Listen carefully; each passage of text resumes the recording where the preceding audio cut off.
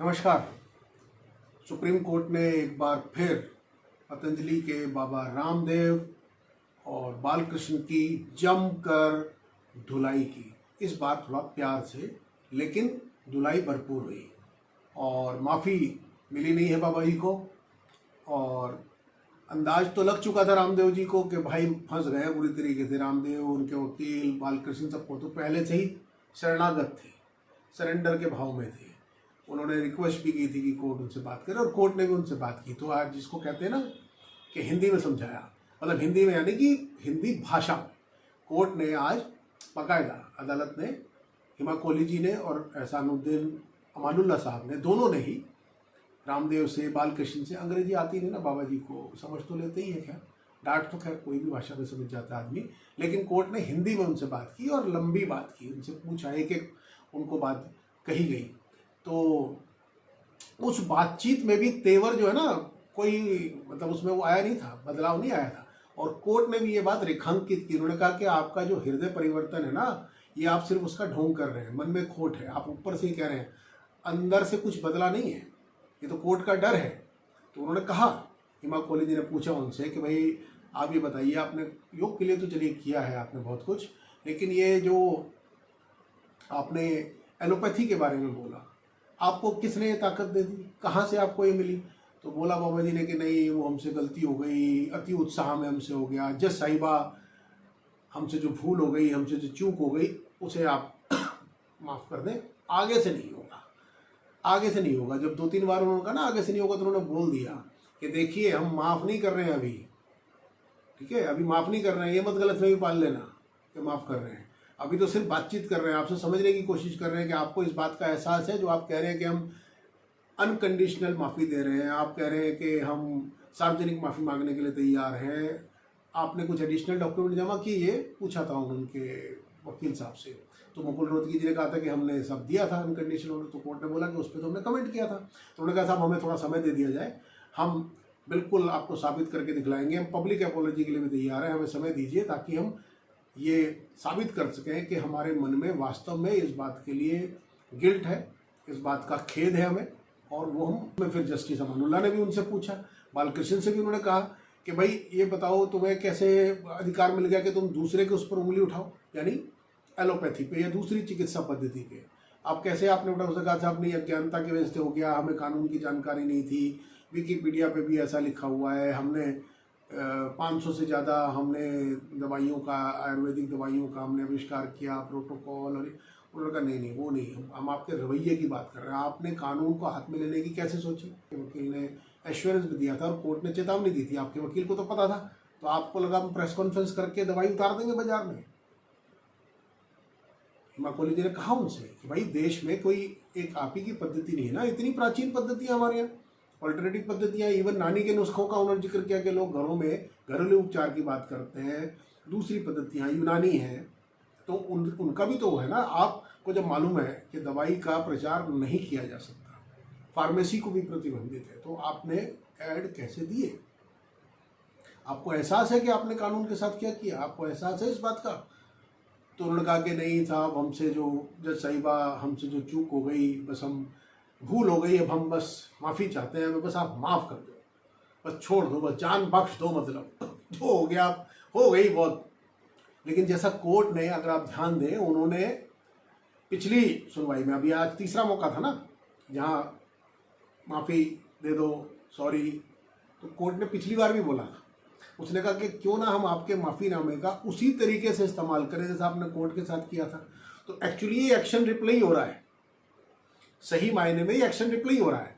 और मुझे लगता है, ये मेरी निजी राय है, कि अदालत चाहती है कि देश के हर कोने में, हर उस व्यक्ति तक ये बात पहुँचे, ताकि कानून के प्रति एक तो लोगों के मन में सम्मान जागृत हो, और दूसरा जो हजारों लोगों के मन में, हजारों लोगों को जो उन भ्रामक विज्ञापनों से, जो अगर किसी को गलतफहमी हो गई हो दवाइयों के बारे में, तो वो भी दूर हो जाए। इससे क्या है ना, इसीलिए वो हफ्ते दर हफ्ते इस बात को अच्छे से रगड़ के, जिसको धुलाई जिसको कहते हैं ना, कि पहले कपड़े को भिगोया, फिर उसमें साबुन लगाया, फिर निचोड़ा, फिर उसको किया, और फिर उसको फटकार के मतलब झटक के तब सुखाया जाता है। तो वही प्रक्रिया आदरणीय बाबा रामदेव जी, आचार्य बालकृष्ण जी और पतंजलि के साथ हो रही है।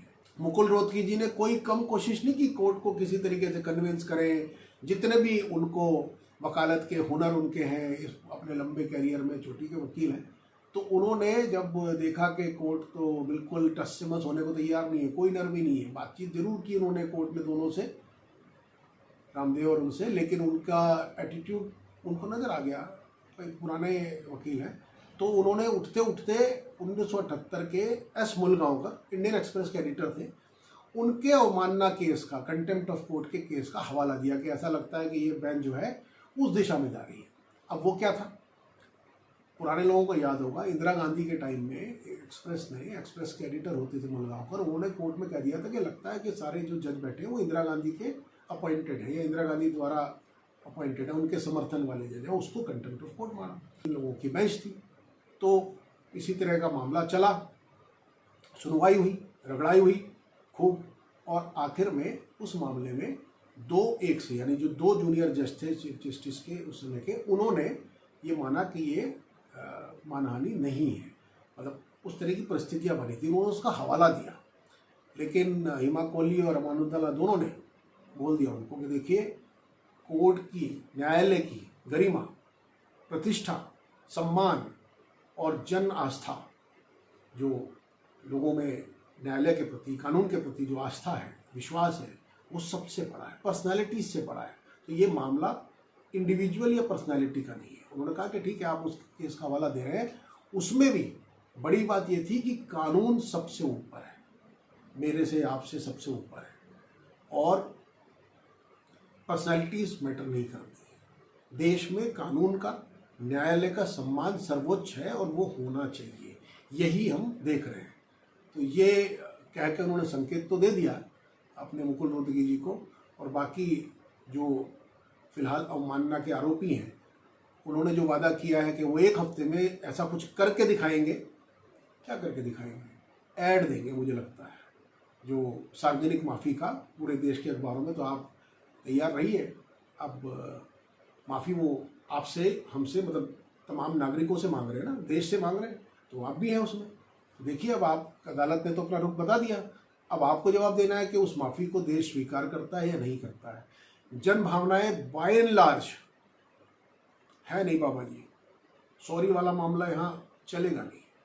तो जन आकांक्षाएं तो यही है कि भले ही प्रतीकात्मक सही, हालांकि शायद ज़्यादा भी हो, लोगों को लगता हो कि कड़ी सज़ा मिलनी चाहिए, पूरी सज़ा मिलनी चाहिए, जो होती है अवमानना के मामले में 6 महीने की कैद है, जुर्माना है। जुर्माने के बारे में तो कोर्ट ने पहले भी बोल दिया था, पहले की सुनवाई में बोल दिया था कि हम आपके हर विज्ञापन पे 1 करोड़ का जुर्माना लगाएंगे। और कोर्ट ने आज पूछा भी कि विज्ञापन कब आया था आपका आखिरी, तो फरवरी 2022 में आया था, बताया उन्होंने। तो देखिए अब किधर जा रहा है ये मामला।